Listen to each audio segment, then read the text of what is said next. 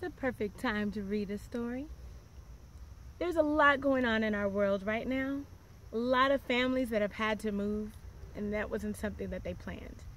In A Piece of Home by Jerry Watts, illustrated by Hyeowon Yum, it tells the tale that a lot of you are facing.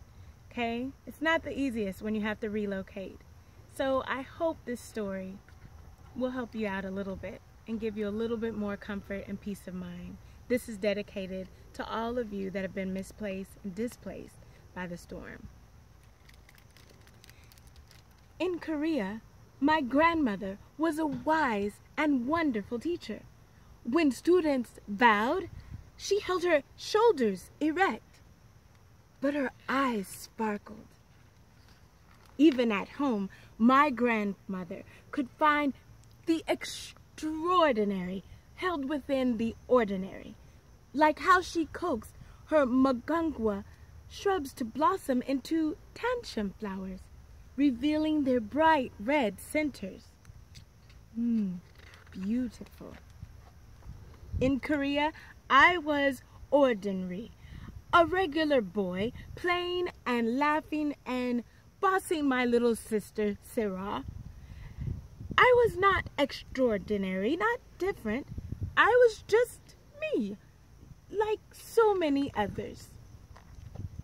In Korea, my father, who always did the right thing, who always did what was expected, surprised us all.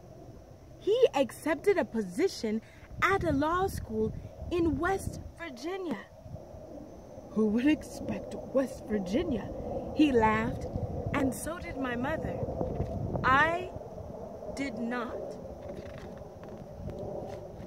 In swift movements and rapid time, I found my world packed into 3 boxes and 1 suitcase, crated, nailed, and mailed to a house I had never seen.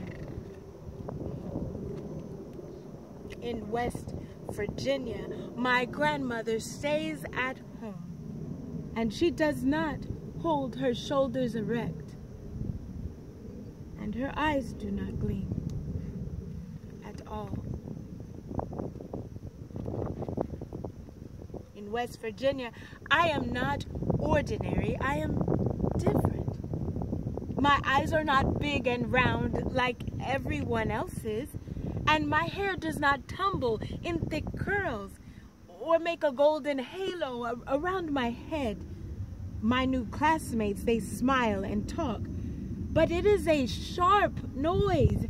Their names sit like stones on my tongue. Steve, Tom. Here, there are mountains like in Korea, but the sky seems smaller and darker. I miss the lights of our city. The dark here is so black. At night, I touch my eyes to make sure they are open. But when the pale moon is full and round, it looks like my face, and a little like the face of the woman who is my teacher.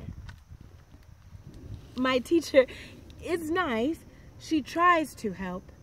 She speaks slowly, as if I am stupid, lips snapping over sounds my mouth will not make. Can you say book? I tried to say, I don't want to be here. She nods a lot and smiles, but she knows that I do not understand, and I know she does not understand. Sarah also does not understand. When they say recess is over, she bites and kicks and even spits on her teacher. My grandmother cries and tries to tell the teacher she is sorry. Then my father talks to the school in his flawless English. It is decided that my grandmother will go to school with my sister to give her a bit of ordinary. But I have no help. I wish I were little enough or brave enough to bite and kick and spit. Days become weeks, and weeks become months. I learn bathroom and please. I am surprised that I can form words that make their meaning clear, though they still feel like stones heavy in my mouth.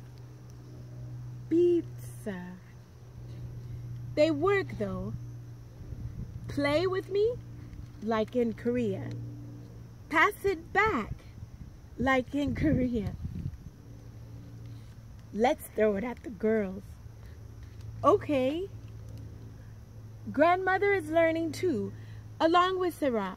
At dinner, she tells us about the other children in Sarah's class and about their young teacher, newly engaged, who helps my mother with English at nap time.